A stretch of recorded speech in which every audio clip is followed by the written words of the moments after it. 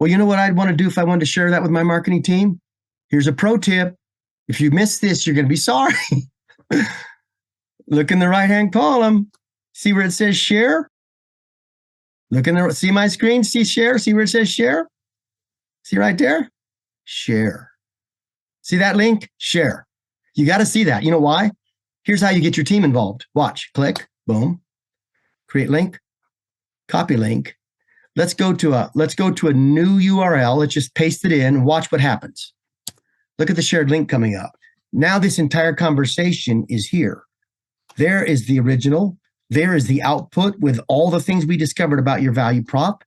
And if you want to keep talking in the CFD, look here, continue this conversation. And the friend you sent this to can have the CFD. It'll pop up over here.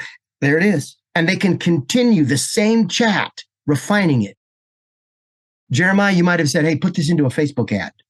And you send it to them. They create the Facebook ad using AI and bang, they're in business.